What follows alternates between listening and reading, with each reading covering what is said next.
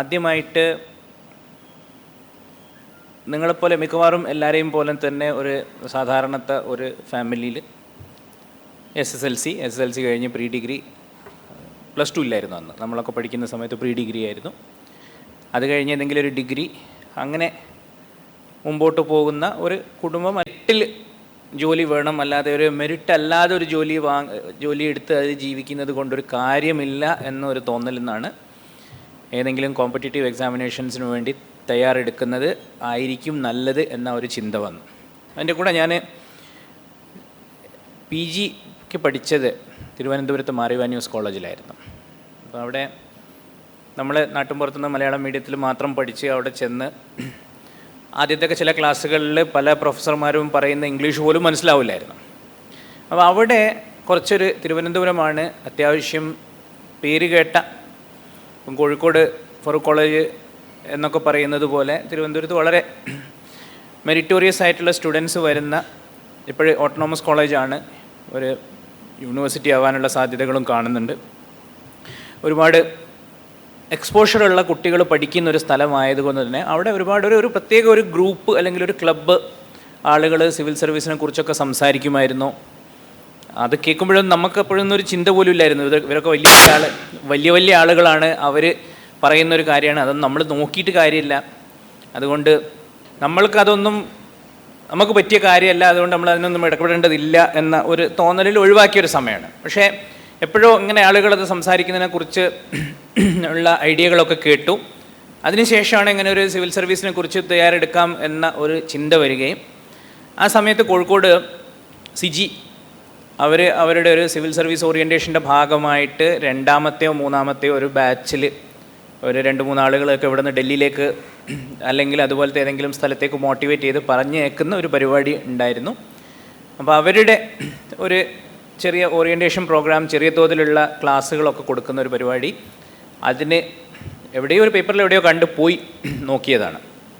അങ്ങനെ അവിടെ ചെന്നപ്പം കുറേ ലൈക്ക് മൈൻഡഡ് ആയിട്ടുള്ള കുറേ പേരുണ്ടായിരുന്നു. അവിടെ നിന്നാണ് ഈ ഒരു സിവിൽ സർവീസ് എങ്ങനെ പഠിക്കണം എന്നൊക്കെ മനസ്സിലാവുന്നത്. പിന്നീട് ഇതിനെ പഠിച്ചു തുടങ്ങി NCERT പുസ്തകങ്ങളൊക്കെ വായിച്ച് നോക്കിയപ്പോഴാണ് നമുക്ക് തന്നെ തോന്നുന്നത് ഇതൊക്കെ ഞങ്ങൾ 8ലും 9ലും 10ലും പഠിച്ച കാര്യങ്ങളാണോ എന്ന്.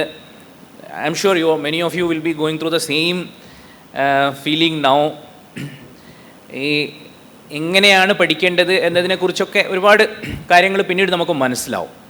അപ്പം അതിനുശേഷം ഡൽഹിയിൽ ഹംദർദ് സ്റ്റഡി സർക്കിളിലേക്കുള്ള എൻട്രൻസിന് ആപ്ലിക്കേഷൻ കൊടുത്തു. ഡൽഹിയിൽ എന്താണ് എന്നൊന്നും നമുക്കറിയില്ല, നമ്മൾ കേരളത്തിൽ നിന്ന് പുറത്ത് വേറെ എവിടെയും പോയിട്ടില്ല, ഒന്നും കണ്ടിട്ടില്ല. ഞാൻ ആപ്ലിക്കേഷൻ കൊടുത്തു. കോഴിക്കോട് തന്നെ സെൻറ്റർ, എക്സാം എഴുതി. അതിൽ അവർ സെലക്ട് ചെയ്ത് വരാൻ പറഞ്ഞ ദിവസം 2000-ലാണ് അവർ വരാൻ പറഞ്ഞ ദിവസം നോക്കുകയാണെങ്കിൽ പെരുന്നാളിൻ്റെ, എനിക്ക് തോന്നുന്നു റംസാൻ ചെറിയ പെരുന്നാളാണെന്നാണ് എൻ്റെ ഓർമ്മ. പെരുന്നാളിൻ്റെ അന്ന് രാവിലെ ഇവിടെ നിന്ന് ഇറങ്ങി ട്രെയിനിൽ കയറിയിട്ട് വേണം പോകാൻ. വിളിച്ച് ചോദിച്ചപ്പോൾ പറഞ്ഞത് നിങ്ങൾ വന്നാൽ തരും, അല്ലെങ്കിൽ ഞങ്ങൾ സീറ്റ് വേറെ ആർക്കെങ്കിലും കൊടുക്കും. നമ്മൾ ട്രെയിനിൽ കയറി പോയി. അവിടെ ചെന്ന് ഡൽഹിയിൽ വിൻ്ററാണ്, ജാനുവരി എന്ന് പറഞ്ഞാൽ വിൻ്റർ ടൈം, നല്ല തണുപ്പ്. അങ്ങനെ ഒരു തണുപ്പ് തണുപ്പും ചൂടും രണ്ടും നമ്മൾ അനുഭവിക്കാത്തതായിരുന്നു. അങ്ങനെ തണുപ്പിലൊക്കെ അവിടെ ചെന്നപ്പോഴാണ് കാര്യങ്ങൾ മനസ്സിലാവുന്നത്. അതായത് ഒരുപാട് പേര് ഇതുപോലത്തെ ഒരു സ്റ്റഡി സർക്കിളാണ്. അന്നത്തെ സ്റ്റഡി സർക്കിളിൻ്റെ ഒരു കോൺസെപ്റ്റ് എന്താണെന്ന് വെച്ചാൽ അവിടെ കൂടുതൽ ക്ലാസ്സുകളൊന്നും ഉണ്ടാവില്ല, പക്ഷേ നമ്മൾ സ്വന്തമായിട്ട് പഠിക്കുക. ഒരുപാട് first attempt, second attempt, prelims എഴുതിയവർ, മെയിൻസ് എഴുതിയവർ, ഇൻ്റർവ്യൂവിന് അറ്റൻഡ് ചെയ്ത ആളുകൾ കൂടുതൽ ഉണ്ടാവുന്നത് കൊണ്ട് ആ ഒരു പിയർ ഗ്രൂപ്പിൽ ഒരു ഗ്രൂപ്പ് എഫേർട്ടായിട്ട് പഠിച്ചു പോകുക എന്നുള്ളതാണ് ഹംദർദ് സ്റ്റഡി സർക്കിളിൻ്റെ ഒരു മെയിൻ പ്രിൻസിപ്പിൾ. തുടക്കത്തിലൊരു പക്ഷേ നമുക്കത് അത്ര ഇഷ്ടപ്പെടില്ലെങ്കിലും ഒരു ലിമിറ്റ് കഴിഞ്ഞാൽ ഈ ഒരു പരീക്ഷയുടെ പ്രധാനപ്പെട്ട കാര്യം എന്താണെന്ന് വെച്ചാൽ നമ്മൾ പേഴ്സണലായിട്ട് ഇൻഡിവിജ്വലായിട്ട് എങ്ങനെ പഠിക്കുന്നു എന്നതാണ് ഇമ്പോർട്ടൻ്റ്. അല്ലാതെ ഒരാൾ ക്ലാസ്സിൽ വന്ന് ഒരു ക്ലാസ് എടുത്ത് അത് ഒരു സാധാരണ ഹൈസ്കൂളിലോ ഹയർ സെക്കൻഡറിക്കോ അല്ലെങ്കിൽ ഡിഗ്രിക്കോ പഠിക്കുന്നത് പോലെ 10 മിനിറ്റ് ക്ലാസ് പഠിപ്പിച്ച ശേഷം പിന്നെ നോട്ട്സ് ഡിക്റ്റേറ്റ് ചെയ്ത് ആ നോട്ട് എഴുതിയെടുത്തത് അതുപോലെ പഠിച്ച് പാസ്സാവുന്നൊരു പരീക്ഷ അല്ല ഇത്. അതുകൊണ്ട് തന്നെ ഏതൊരു സിവിൽ സർവീസ് കോച്ചിങ് ഇൻസ്റ്റിറ്റ്യൂട്ടിൻ്റെയും വളരെ പ്രധാനപ്പെട്ട ഒരു ഫോക്കസ് എന്തായിരിക്കണം എന്ന് വെച്ചാൽ കുറഞ്ഞ ക്ലാസ് റൂം ഇൻസ്ട്രക്ഷനും കൂടുതലായിട്ട് ഇൻസ്ട്രക്ഷൻ വേണ്ടെന്നല്ല, പക്ഷേ അത് ബേസിക് ഫണ്ടമെൻ്റൽസ് ആയിട്ടുള്ള കാര്യങ്ങൾ പഠിപ്പിച്ചു കൊടുത്ത ശേഷം കൂടുതലായി ഇൻഡിവിജ്വലി കുട്ടികൾക്ക് പഠിക്കാൻ അവസരം കൊടുക്കുകയും അവർ കുട്ടികൾ എഫേർട്ട് എടുക്കുകയും ചെയ്യുക എന്നുള്ളതാണ് അതിൻ്റെ ഒരു ബേസിക് അപ്രോച്ച്. അത് അന്നും ഇന്നും അങ്ങനെ തന്നെയാണ്. അപ്പോൾ അവിടെ നിന്നാണ് നമ്മൾ ഈ പരീക്ഷയെക്കുറിച്ച് പഠിച്ചതും അതിനെക്കുറിച്ച് മനസ്സിലാക്കിയതും. അപ്പോൾ അവിടെ നിന്ന് പഠിക്കുന്ന സമയത്ത് ചെറിയൊരു അപ്രോച്ച് എന്തായിരുന്നു വെച്ചാൽ, എൻ്റെ കൂടെ ഒരു ഫ്രണ്ട് എൻ്റെ കൂടെ ഉണ്ടായിരുന്നു, ഹുസൈൻ. അപ്പോൾ ഞങ്ങൾ രണ്ടുപേരും കൂടി ഇരുന്ന് ആദ്യം ഓരോ പുസ്തകങ്ങളും വായിക്കും. മെയിനായിട്ട് എന്താണെന്ന് വെച്ചാൽ ബേസിക് ഫണ്ടമെൻ്റൽസ് പഠിക്കണമെങ്കിൽ NCERTയുടെ 6th മുതൽ 12th വരെയുള്ള പുസ്തകങ്ങൾ. അതും ഞാൻ നേരത്തെ പറഞ്ഞതുപോലെ അന്നും ഇന്നും എന്നും അതങ്ങനെ തന്നെ ആയിരിക്കും, അങ്ങനെ തന്നെ ആയിരിക്കണം. ഈ ഒരു പുസ്തകം നിങ്ങളെക്കുറിച്ച് ഇപ്പോൾ നിങ്ങൾ പ്രിലിംസിന് പഠിക്കുന്ന ഒരു കൂട്ടരാണ്. ഇപ്പോൾ എല്ലാവരും ഒറ്റ അറ്റംപ്റ്റിൽ പ്രിലിംസോ മെയിൻസോ പാസ്സായിക്കൊള്ളണമെന്നില്ല, വീണ്ടും ഒരു അറ്റംപ്റ്റ് എടുക്കേണ്ടി വരും. ഈ ഒരു സമയം കഴിയുമ്പോഴേക്കും ആ NCERT ബുക്കിലുള്ള ഓരോ പേജിലും എന്തൊക്കെ കോൺസെപ്റ്റുകളാണ് ഉള്ളതെന്ന് മിക്കവാറും ക്വസ്റ്റ്യൻസും ഈ NCERTയുടെ അല്ലെങ്കിൽ സ്റ്റാൻഡേർഡ് ടെക്സ്റ്റ് ബുക്കിനെ ബേസ് ചെയ്ത് അതിൽ നിന്നും ഫോം ചെയ്യുന്ന ക്വസ്റ്റ്യൻസ് ആയിരിക്കും മിക്കവാറും ടെക്സ്റ്റ് ബേസ്ഡ് ക്വസ്റ്റ്യൻസ് ഉണ്ടാവുക. കറണ്ട് അഫയേഴ്സ് ബേസ്ഡ് ക്വസ്റ്റ്യൻസ് വേറെ രീതിയിൽ വരും. അപ്പോൾ ഈ രീതിയിൽ വരുമ്പം നമ്മൾ ആദ്യം ചെയ്തതെന്ന് വെച്ചാൽ ഒരു പ്രാവശ്യം അത് വായിച്ചാൽ ഒന്നും മനസ്സിലാവില്ല. അതിനുശേഷം നമ്മൾ വീണ്ടും ഇരുന്നിട്ട് വൈകുന്നേരങ്ങളിൽ ഇരുന്ന് ഡിസ്കസ് ചെയ്യുന്നു. പിന്നെ ഒരു ലാർജർ ഗ്രൂപ്പിൻ്റെ കൂടെ ഡിസ്കസ് ചെയ്യുന്നു. വളരെ കുറഞ്ഞ ക്ലാസ്സുകളെ ഉണ്ടാവുമായിരുന്നു. അപ്പോൾ ഞാൻ ഫസ്റ്റ് അറ്റംപ്റ്റിൽ സൈക്കോളജി ആയിരുന്നു. അന്ന് പ്രിലിംസിനും ഓപ്ഷണൽ സബ്ജക്റ്റ് ഉണ്ട്, സൈക്കോളജി ആയിരുന്നു ഓപ്ഷണൽ സബ്ജക്റ്റ് എടുത്തത്. ഒരു 2-3 മാസം കഴിഞ്ഞപ്പം ഏകദേശം എനിക്കൊരു കാര്യം മനസ്സിലായി. നമ്മൾ സൈക്കോളജി പ്രിലിംസ് എടുത്തിട്ട് പാസ്സാവുന്ന ലക്ഷണമില്ല. കാരണം അത് വളരെ വളരെ സ്പെഷ്യലൈസ്ഡ് ആയിട്ടുള്ള ഒരു സബ്ജക്റ്റാണെന്നും അത് പഠിക്കാത്ത ഒരാളെ സംബന്ധിച്ചിടത്തോളം പെട്ടെന്ന് ആ ഒരു സബ്ജക്റ്റ് പാസ്സാവുന്ന ലക്ഷണമില്ല എന്ന് കണ്ടപ്പം 2 കാര്യങ്ങൾ ഞാൻ തീരുമാനിച്ചു. അങ്ങനെ ആവുന്നില്ലെങ്കിൽ ഒരു മെയിൻസിന് എടുക്കാവുന്ന ഒരു സബ്ജക്റ്റ് എന്ന നിലയിൽ സൈക്കോളജിയുടെ എല്ലാ ഫണ്ടമെൻ്റൽസും ഞാൻ മനസ്സിലാക്കണം. രണ്ടാമത്തത് ജനറൽ സ്റ്റഡീസ് എത്ര നന്നായിട്ട് കഴിയുമോ അത്രയും നന്നായിട്ട് പഠിക്കണം. പിന്നീട് ഒരു മാർച്ച് കഴിഞ്ഞാൽ നമ്മൾ വളരെ ഫോക്കസ്ഡ് ആയിട്ട് പ്രിലിംസിന് വേണ്ടി പഠിക്കുന്ന സമയം, അതേ സമയത്താണ് ഡൽഹിയിൽ ചൂട് വരുന്നത്. ചൂട് എന്ന് പറഞ്ഞാൽ ഏകദേശം 47-48 ഡിഗ്രി വരെ, some of you might know. അപ്പോൾ പറഞ്ഞല്ലോ, പ്രിലിംസിന് പഠിക്കുന്ന സമയത്ത് എക്സാം അടുത്തടുത്ത് വരുന്ന സമയത്തുള്ള പേടി, സിലബസ് കവർ ചെയ്യാൻ പറ്റുമോ, നമുക്ക് ടൈം ഇഷ്യൂ എങ്ങനെ.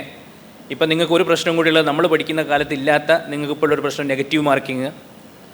ഇത് എല്ലാ കാര്യങ്ങളും നമ്മൾ മനസ്സിലാക്കണം. അങ്ങനെ ഈ ഒരു പരീക്ഷയ്ക്ക് പഠിച്ച് വളരെ സ്ട്രോങ് ആയിട്ട് പഠിക്കുന്ന കാര്യങ്ങൾ പൂർണ്ണമായിട്ടും മനസ്സിലാക്കി പഠിക്കുക എന്നുള്ളൊരു തീരുമാനത്തിലെടുക്കുകയും ഞാൻ 3ാമത്തെ അറ്റംപ്റ്റിലാണ് പാസ്സായത്. 3ാമത്തെ അറ്റംപ്റ്റിൽ ഞാൻ പാസ്സായ അറ്റംപ്റ്റിലും എനിക്ക് ജനറൽ സ്റ്റഡീസിൽ കിട്ടിയ മാർക്ക് മുഴുവനും ഞാൻ ഫസ്റ്റ് അറ്റംപ്റ്റിൻ്റെ സമയത്ത് പഠിച്ച ജനറൽ സ്റ്റഡീസിൻ്റെ ആ ഒരു ഫൗണ്ടേഷനും ഫണ്ടമെൻ്റൽസും കൊണ്ടാണ് ഞാൻ പാസ്സായ അറ്റംപ്റ്റിൽ പോലും ഒരുപാട് സമയം, അന്ന് PhDക്ക് കൂടെ വർക്ക് ചെയ്യുന്ന സമയത്ത് കുറഞ്ഞ സമയത്തിനുള്ളിൽ prelims പാസ്സായത്.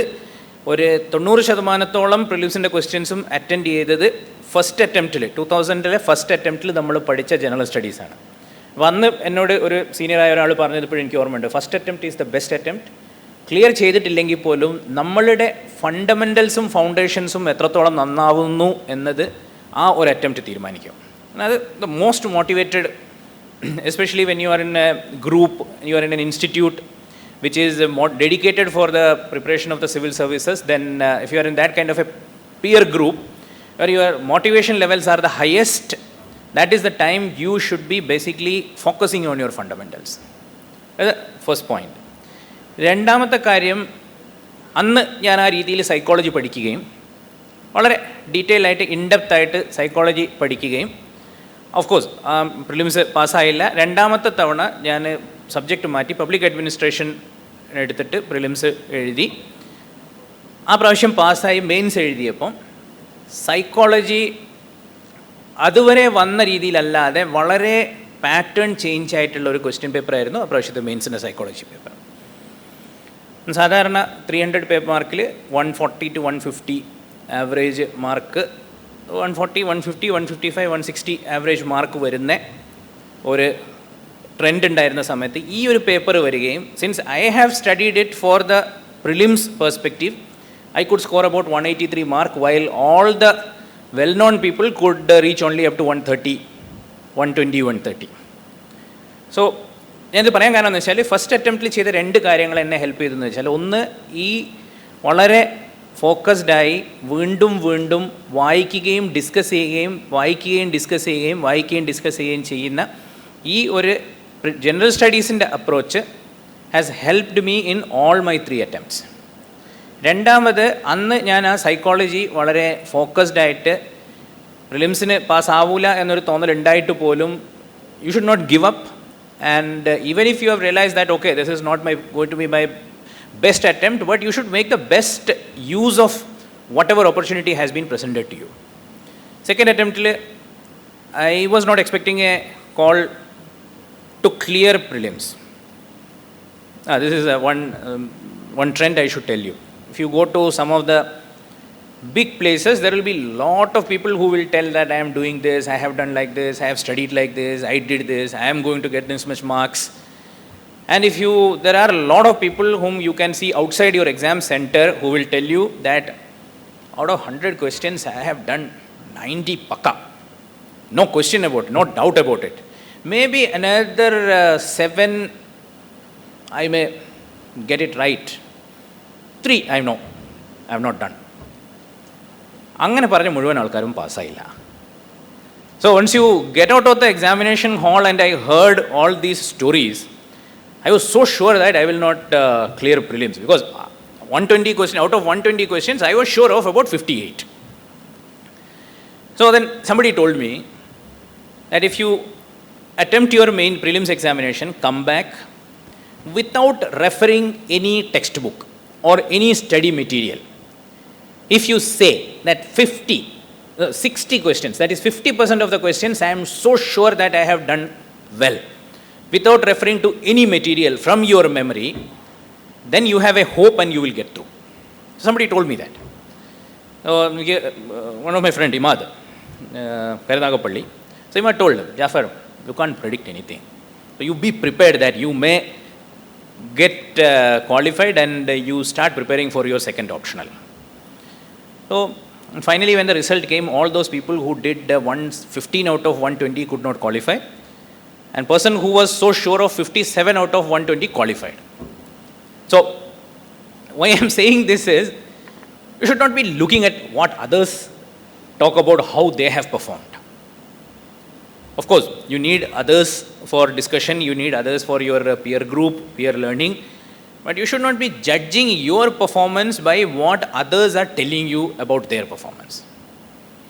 That's a point I wanted to make here. And I studied for the public administration. The same Imad was my guide for public administration. He was an MBA, and many times, especially the concept on economics, finance areas, they were a little complicated, very tough. I used to go and ask him every day. He has explained some concept yesterday. Today again I will go and ask him, what was that you told me yesterday but I did not understand. So he was so patient to explain all these concepts to me for many times when I wanted. This is again, what is important is a very understanding and good friends is very much required for this kind of examinations, where a lot of things you may not be able to cover within the limited period of time. So I wrote, was not expecting, but I got a call for interview, and after the interview, when the result came, I did not qualify, and result came and third day was the next prelims. So what is very important in civil services especially is that your resilience. If there is something, you get a big setback, you should not be thinking so much about, I could not do this, I lost out, I failed, I was not able to do this. You should not be wasting your time thinking about it. Next day, the very next day, you should be thinking as to, okay, yesterday I couldn't do something the way I wanted, I failed, but today I should be successful. So there is no time for relapse, there is no time for recovery. Your recovery has to be immediate. So normally UPSC used to declare the result and the next week used to be the next prelims. So sometimes this trend also changes. So I had to take the prelims, and there was no scope or time for thinking that how couldn't I qualify, what went wrong, nothing. You just focus on prelims. And what I used to do for this is not applicable to you because I'm talking about my second and third attempt. Used to work out the model previous year's question papers. So I had this habit that I had a notebook where 1 to 120 work mark the answers, then you see how much you did. Next year, the same question papers I marked, and then I used to compare. What was my last year's performance in the same question papers and this year's performance? So this can be done even, it need not be about an year, it can be done at the beginning of your preparation in an year, and at the end of the, when you are revising also, you can work out the same question papers and see how much you have progressed. And once you are at this stage, you will be able to understand how these things can be done. So this we used to do. So 57 was about 60, 65, but again that year also I could qualify. Then the result of the mains marks came, and I realized that I was about 12 marks short of the select list. Then I told myself that you are not 12 marks short of the select list, because the aim is not to get into a Group B service, not to get into a Delhi Police Service or Pondicherry Police Service. The aim is to get into IAS. And to get into IAS, 12 mark not enough, you have to increase your score by 100 marks. Okay, so let's increase the score by 100 marks. So how do you do? Then I started analyzing, and I realized that, as I was telling you earlier, psychology was a very tough paper where only the person who has very strong fundamental, it is like science, strong fundamental could have scored well. Same thing need not happen next year. I may not get that kind of score. So I should be prepared for about 15-20 marks losing in psychology. That means the remaining papers I should reach. And finally, in my third attempt when I qualified, I got 98 marks more than the second attempt. So the point is, of course, my interview score was also very good in the third attempt. So the point is, all these things why I am telling you is to tell you that this is a very tough examination, and just sheer hard work is not enough. You should have a strategy, and you should be thinking about yourselves, you should be making your self-analysis as to how you are progressing. On a weekly basis or at least on a fortnightly basis, you should take a stock of how you are moving, and you should make course correction if needed. And you should also have a lot of self-assessment. There will be teachers with you, there will be some test series, there will be a lot of mentors, as I was told that there are mentors sitting here, people are expecting you, helping you in people are there as mentors, but all those people can only advise you, all those people can only give you some suggestions, but ultimately it is for you to decide that how you will study and how do you want to handle your workload and stress.